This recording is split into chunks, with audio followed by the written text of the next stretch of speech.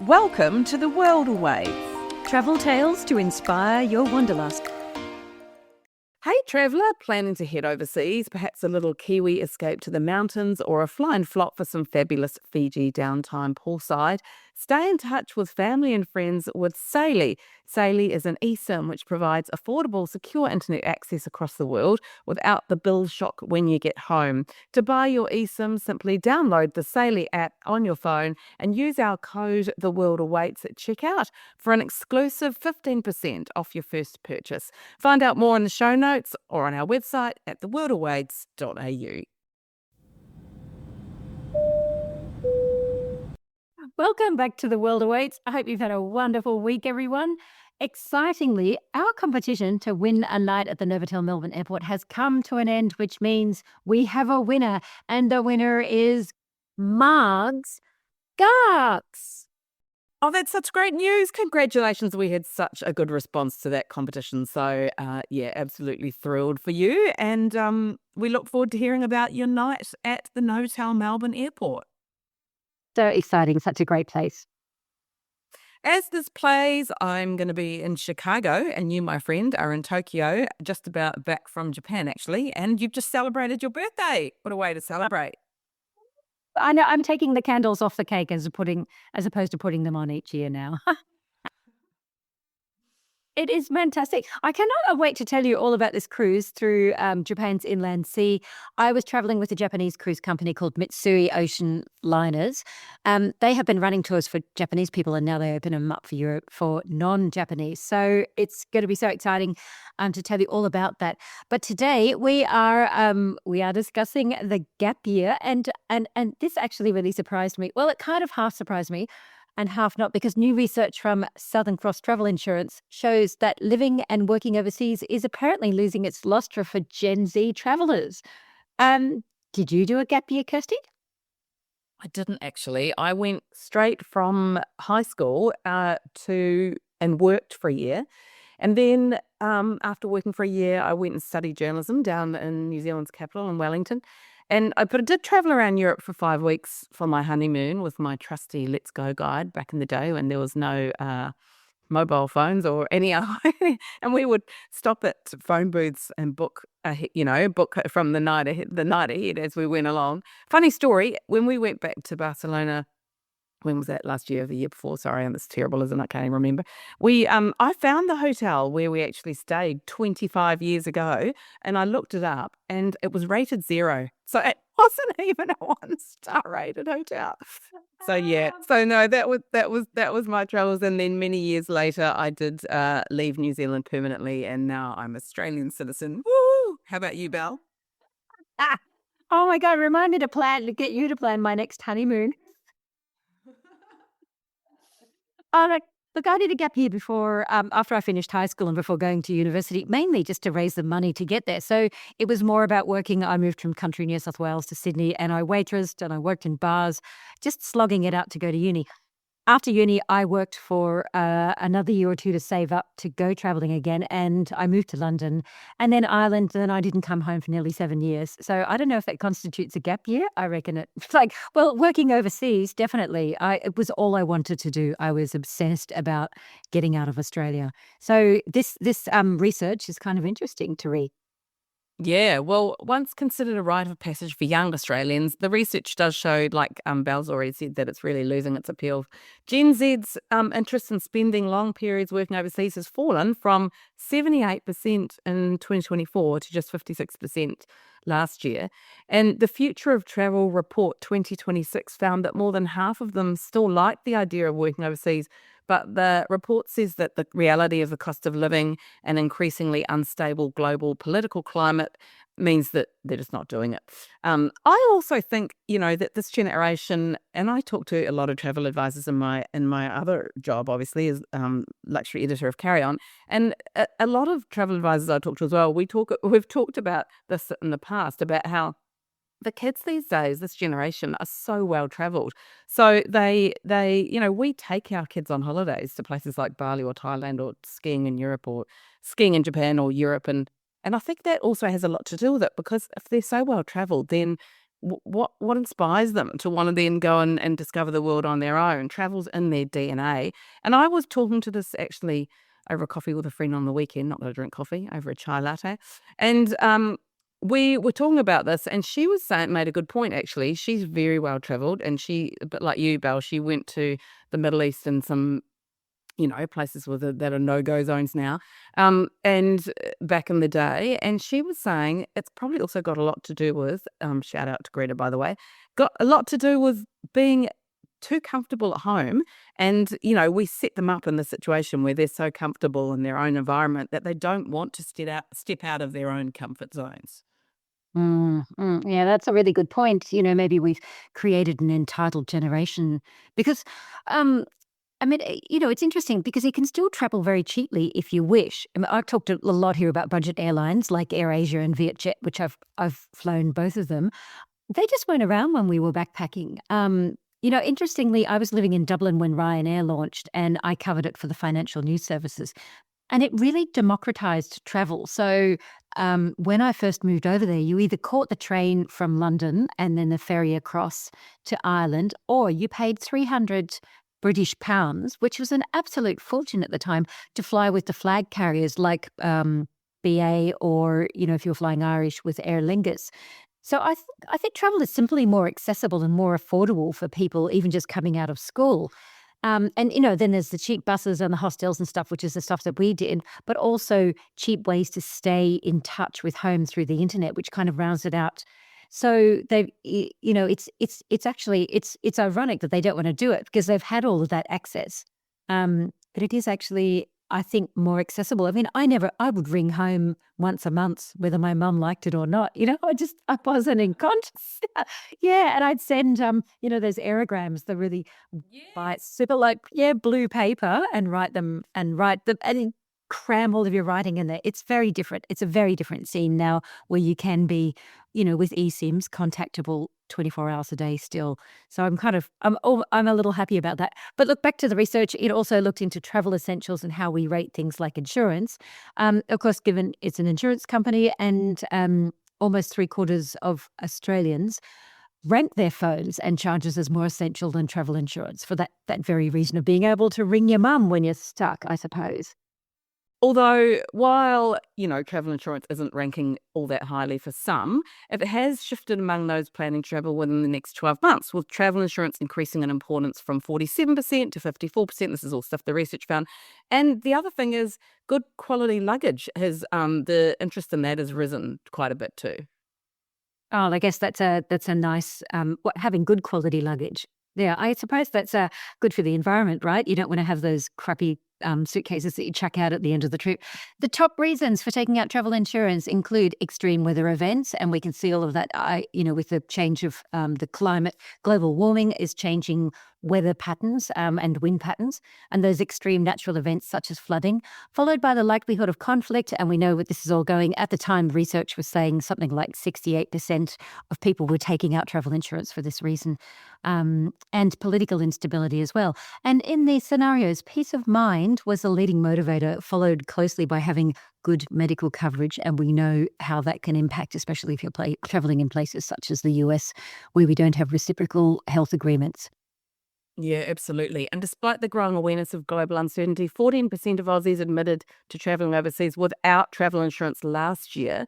And this trend was more prevalent among young travellers, with 19% of 18 to 29-year-olds travelling internationally without any insurance. I was actually talking to the team at Southern Cross at our annual travel event, IMM, in Sydney earlier in the year, and they were telling me that there was this guy, and he had this horrific motorcycle accident, and was, in Indonesia. And he before he traveled, his mother said to him, "Get travel insurance," and he was like, "No, I don't need it. It'll be fine. Everything will be fine." And then, of course, his mother actually paid for it and insisted he get it, and so she paid it and booked him some travel insurance, and he ended up having this horrific accident, and I think losing a limb. And the reality was, if he hadn't have had that travel insurance, then it would have been she would have gone. They were saying that, she would have gone bankrupt, or she would have lost her house. It would have been so much money, because he was in somewhere really remote and had to be airlifted out. So Like we always say, if you can't afford travel insurance, then you probably shouldn't travel. I'm going to add something into that one, because firstly, travel insurance or not having health insurance is actually the leading cause of bankruptcy in the US, or one of the leading causes. And a friend of mine actually had an accident. Same thing in Bali. Their medical bill was something like $70,000, like just before even, just getting treatment in Indonesia before they even got to get airlifted home. So absolutely, if you can't afford travel insurance, then you shouldn't travel.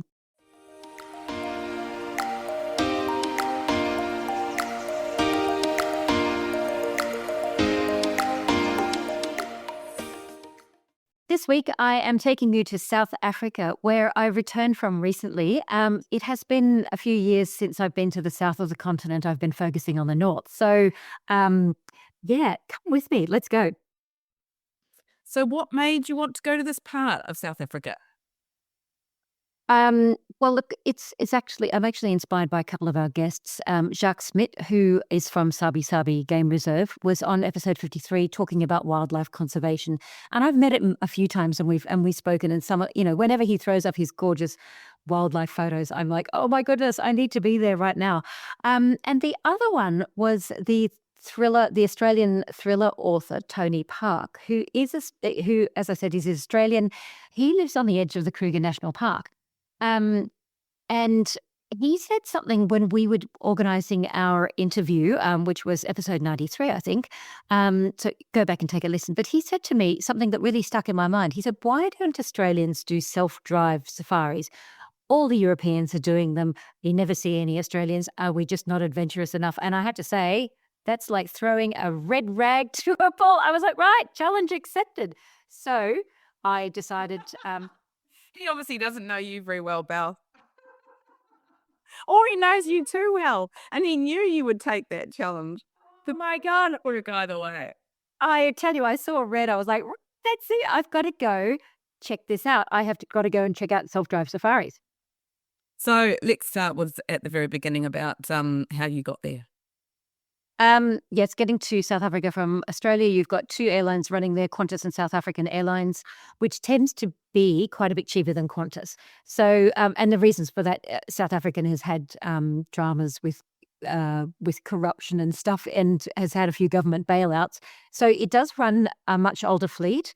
And that that help keeps that price down as well. But I've got to say, what it lacks in aircraft, it actually makes up with its staff, who are just delightful. I was actually snorting with laughter while I was there. So I did get a bit of a unicorn. I did actually get to fly business over, and I have to say, if you were doing it, the food is fantastic, the champagne is gorgeous, and it's a really lovely service. So it flies Perth to Johannesburg. There are no direct flights going from Australia into Cape Town, which is South Africa's premier city.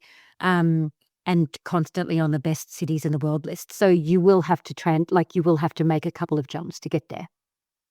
So I know you stayed somewhere pretty special. So tell us a little bit about that.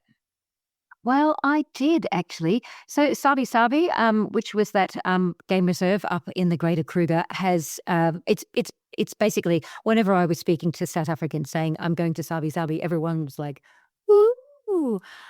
So they have actually opened now. I know, it was really funny. It was, I know it's fantastic, and I knew what its cache was here in Australia.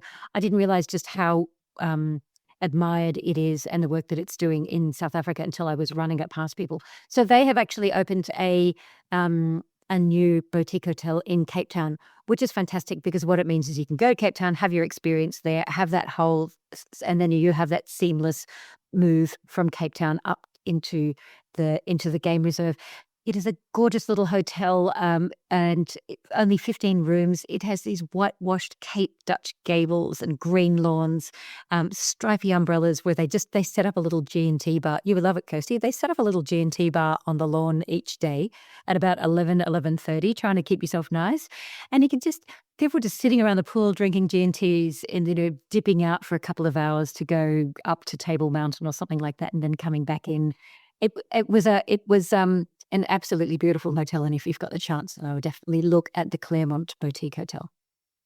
Bit early for me, but look, after 5, yep, I'll have a G&T. Right, so any other hot tips for Cape Town?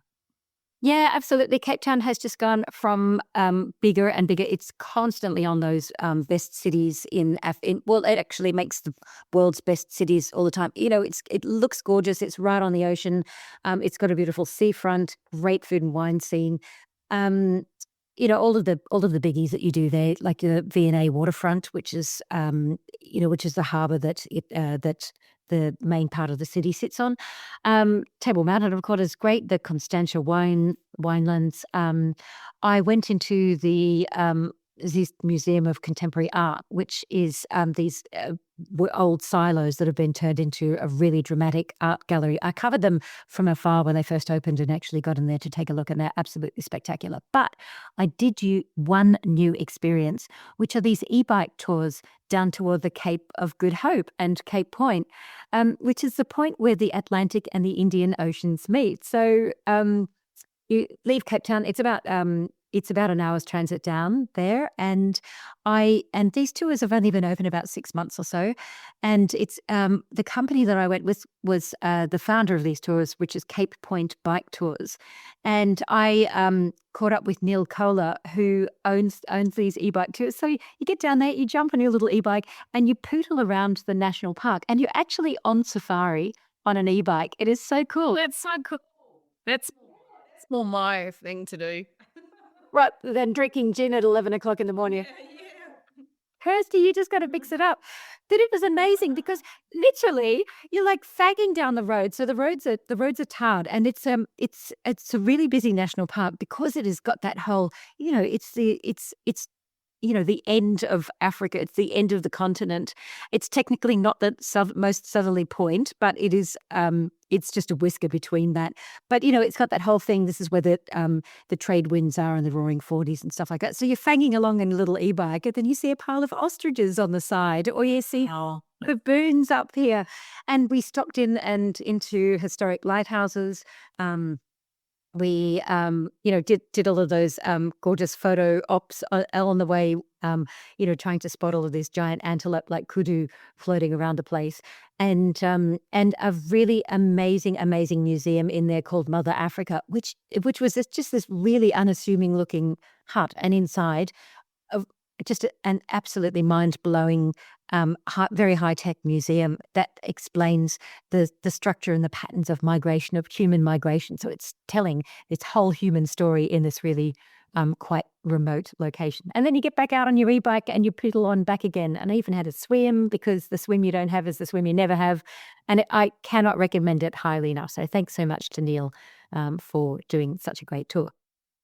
Yeah, amazing. That definitely makes me want to go. Right, let's move on to Kruger. So here's the question everyone wants to know. Did you tick off the big 5? Did I tick off the big 5? Just about on the first day, and most of it from our car. Like, it is absolutely phenomenal, and it totally deserves the reputation that it's got. So tell us how you got there from Cape Town and a bit about the experience there. Yeah, so getting up from Cape Town, there are direct flights from Cape Town up into. There's a number of airports that surround the Kruger National Park and the Greater Kruger. So I flew into Hoedspruit. I know I always mispronounce it, and every time I think South Africans say it differently as well. So every time I got corrected on that one. And that will put you sort of into the center of the park. If you imagine the park, the Kruger National Park is like a large oval that sort of runs north to south. So this will put you in about the center of the point. The southern side of the southern part tends to be the busier end of the Kruger National Park, and it has a greater concentration of big 5 spotting there. So we flew into Hoedspruit, and then out of Skukuza, which is the only airport that's actually inside the national park. Can I just tell you, like, Skukuza, gorgeous little, and these are really beautiful little airports. So they've got the rondavilles, which are these circular huts with thatched roofs. Like, they're really gorgeous airports. We were flying out of Skukuza. We'd had this whole week of gorgeous game reserves. So I'm skipping to the end here. As we're sitting there, people are having coffee and waiting in the open air departure lounge. We hear somebody start squeaking. cameras pulled out everywhere. And this woman had been sitting on, a tall cafe stool, drinking a coffee. And underneath at her ankles, there was a boomslang, which is South Africa's most venomous snake, wolfing down a frog at her ankles. And everyone just Tell me about this. This is unbelievable. I cannot believe this. I know, and it was just insane. And a guy that I had been sort of traveling with for a couple of days in Sabi Sabi, he was like, everyone was crowding around to get photos, and he was like, actually, that is the most venomous snake, very shy, possibly will not bite you, but I think you might want to stand back a little bit. And he was in shock, like to see a South African that was actually go, holy crap, there's a boomslang. And finally, it was just a cute little snake. It wriggled off into the ornamental pond. And I don't know about cute and venomous snake in the same sentence, but yes. He was beautiful. He was only about I don't know, half a meter long, 50 centimeters or so, bright green. I am not a snake fancier, but I thought he was just gorgeous. He looked like a little green ribbon as he toddled off. Like he was tiny and and really skinny, except for a frog shaped bulge in his stomach. So yeah, he was just brilliant. So that was my experience just getting it, just at the airports. It was phenomenal. And when you pull into the airports, you just see all of these safari trucks and people pile out of the aircraft and jump onto these safari trucks. It's an absolute scene going on there, and it was just brilliant. So so the way I'm gonna give you my itinerary just to give you an idea of how you could construct this, because I did do the self-drive component, and then I balanced it with the luxury safari experience, which was with Sabi Sabi Game Reserve. Yeah. So our itinerary looked like this. The first night, we stayed at a mid-range lodge in a reserve beside the Kruger National Park, and that was called Manuletti. And then we had a couple of nights self-driving in the park itself, staying in the rest cabs. And then we had 3 nights at Sabi Sabi at the end of it. So when you were driving around yourself around Kruger National Park, where did you stay? So we stayed. So let me just give you let me backtrack for a second, because there's a difference between the Kruger National Park and the Greater Kruger. So the Kruger National Park is the government-run national park, and then the Greater Kruger adds on these private game reserves that are around the park, and they run mostly fenceless into the Kruger. So you've got the same animals sweeping through these different reserves, and what it does is it gives you those. So that's where you'll have those private experiences, and they come in different levels of exclusivity as well. And Sabi Sabi, which is in the Sabi Sands Game Reserve, is definitely the premier area. But then on the first night, I stayed in Manuletti Game Reserve, which interestingly was never developed because it was one of the few. It was the only reserve that didn't have apartheid rules, so all South Africans could go there. So as a result of it was less developed. And so when you're driving, you're just driving in these, you're driving on bush tracks and stuff to get into your accommodation. And there in Manuletti, we stayed at a gorgeous little camp called Kokomoya, and it has a small collection of safari tents, permanent tents that are set up, and it's an unfenced accommodation. So like all of these places, the same as what you'll find in places like Kenya and South Africa and Sri Lanka, when you're doing safari, you have to be escorted to your accommodation so that you don't, get eaten by lions on the way in. Jamboree. Oh yeah, that's slightly important. Yeah, exactly. So this was sort of one of those mid-range ones. So it's about $400-500 a night. And for that, they tend to be they're all accommodation. That includes your accommodation, all your meals, your game drives. And then, so you fall into that pattern of safari, which is you get up before dawn, you have a cup of tea, you go out on your game drive, you have coffee or something when you're out on the drive, come back, have breakfast, loll around you might go back to bed and have a little nap until lunchtime, get up at lunchtime, eat, swim at the pool, and then you go back out on safari at about 4 o'clock in the afternoon, come back for dinner, and then get walked to your tent. So that's the flow of the day when you're on safari. And that really doesn't change whether you are staying in the most exclusive of camps, the medium range, which is what Kokomoya was in Manuleti Reserve, or whether you are self-driving as well. So, um, so from Manuleti, then we spent a couple of days self-driving inside Greater Kruger, inside the Kruger National Park as well. And you're in the park because you've got checkpoints, you've got gates that you have to drive into the park and register. And they do that because they close the gates at night because, well, for a start, they don't want people just driving around randomly in the middle of the night being eaten by things or stepped on or whatever, But the other thing too is just as importantly, is to stop poaching as well. Because if you are looking, some of the animals that we're looking at, there are only a few thousand left in the wild. And when you are looking at these animals, you're thinking, oh my God, that like the white and the black rhinos, they have had those horns decapitated because of human lust. And, I've been writing about this and just thinking about how disgusting it is that humans have made this decision. They go, oh, this is going to help my sex drive. So we're going to, put rhino horn, I'm going to drink rhino horn every day so that I'm some, sexual athlete or something like that, which is absolutely disgusting. So Kruger National Park and the Greater Kruger have taken this on, and they've pretty much got a team approach to doing things like having this, monitoring it so that they don't have poachers in there, and they do programs like dehorning to stop the theft of and the theft and the killing of animals in these parks.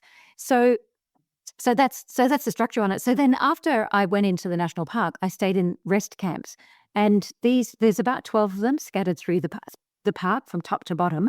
And what they are is, again, government owned, and you'll have these series of little rondavelles, which are the African huts, thatch roofs. You've got your barbecue out the front. They're self-catering, but then you've also got you'll have a cafe, petrol stations, and stuff like that in almost like a little village. And they do actually fence them, just because, especially down the rest camps at the bottom, they get quite large, and you just can't have that many people running around unfettered as well. So they cost about $100 a night. So they are a really affordable alternative. And we met a lot of people like from Namibia, South Africa, who are staying in the rest camps and then driving to find their own game experiences. All right, last couple of questions. So when you went in March, is that a good time to go? And also, what are some tips some other tips as well as the weather of what to do when you're there and traveling on a budget? Yeah, well, I think those two questions kind of collide, because if you are trying to safari on a budget, I went at the end of February, which is part of the green season, which is those warm, rainy months from November to April. So, of course, you've got the peak season, which is Christmas and stuff like that. But outside that, the warm, rainy season, it means you've got more bush coverage, so and a lot of water everywhere. So animals are sort of dispersed and also hidden amongst the greenery. But it's also the time to see all of the newborns, gorgeous little baby lambs of the antelopes, and cubs of every size and nature, and baby zebras and baby giraffes, the cutest things you ever did see, which we literally saw on the side of the road. So the green season, often people have got this idea that they need to travel in winter. I would say that because in winter it's drier, the water dries up and is concentrated around water holes, so the animals are drawn into that. But I think that the green season was an absolutely incredible time just to have that experience of new life. So I would look at that. It does tend to be cheaper. Also, self-catering, of course, because you can stay in the rest camps and you can eat at the cafes and stuff like that, which is great. Or you can do the very South African thing of barbecuing. And then also look at those smaller reserves such as Manuleti, and that is traveling on a budget. So the flip side of that is traveling on a luxury experience, which is what Sabi Sabi was. And the difference between that was me having to learn everything about what I was watching and reading books and stuff like that when we're looking at giraffes, and then just not understanding their body language. When I joined Sabi Sabi, I learned more in the transfer from the airport to the game reserve from the the person that was driving the safari truck to get us to our accommodation. Like, it was just incredible. Which one would you choose if you had to choose one, self-drive or being hosted? Do you know, I would actually do both. I would still do both. I would do the very cheap just because I think you've just got that freedom of the joy of discovering something yourself and having to work at it a bit. But then the absolute experience. I want to do a big shout out to Imelda, my guide, who was absolutely incredible. She had degrees in um, she had 3 degrees in things like environmental science and zoology, and the level of detail and the level of knowledge. And also, they just know where to track as well. So on my last day with Sabi Sabi, they said, come on, we'll go out for our last drive. We literally saw elephants, we saw lions, we saw leopards hanging in trees. It was phenomenal. And they've got that experience to be able to read the bush that I absolutely don't have. So I think if you can afford it, balance the both, and you're really going to have the best of a South African experience. If you'd like to help support our production costs, you can buy us a coffee at coffee.com/theworldawaits. That's ko-fi.com/theworldawaits, so we can continue to bring you inspirational travel interviews with the world's best.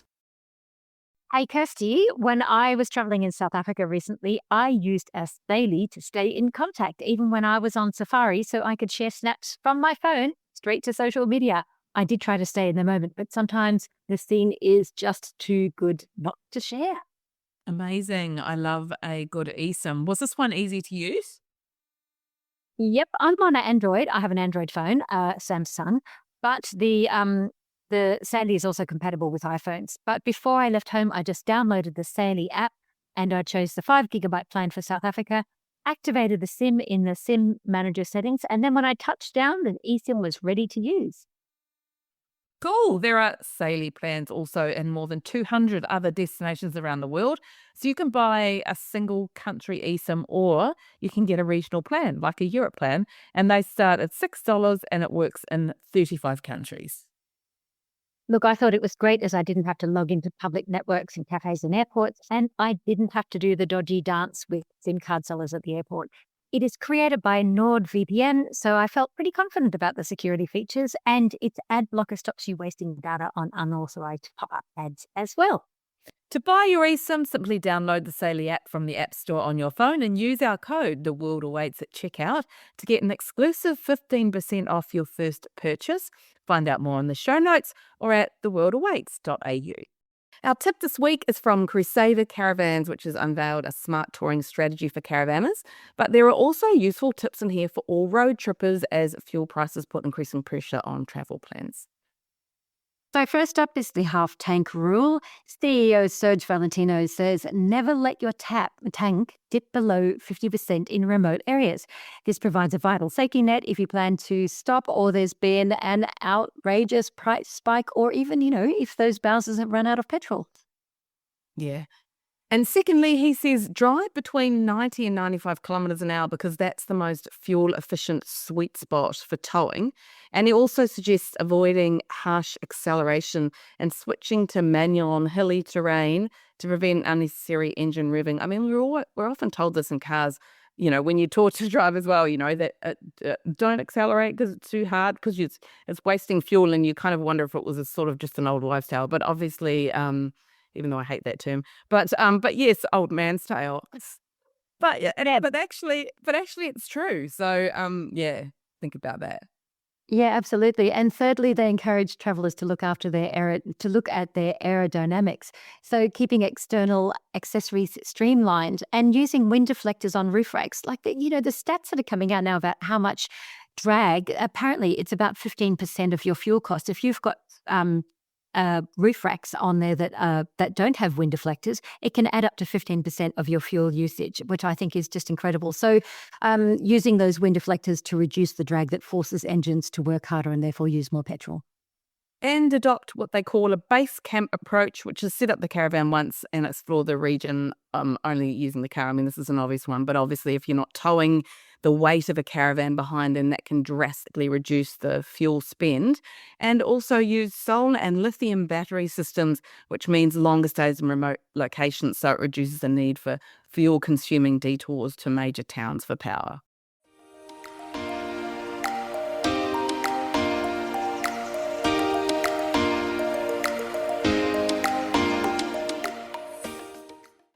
Next week, I'm taking you through a new trend, barefoot hiking, with Dale Knoppers, who organises group barefoot hikes on bush trails around Perth. Dale is a safety professional by day and a modern-day bushman as well. He's passionate about reconnecting people with nature. He's been barefoot hiking for about 7 years, and he talks to us about why it's so beneficial and how you can get started in your own backyard. And we'd love it if you followed us on socials. You'll find us at The World Awakes podcast on Instagram, Facebook, and even LinkedIn. Feel free to drop us a line at hello@theworldawaits, or if you're enjoying this episode, please give us a rating or a review. That's a wrap for The World Awaits this week. Click to subscribe anywhere you listen to your favourite pods. Thanks for listening. See you next week.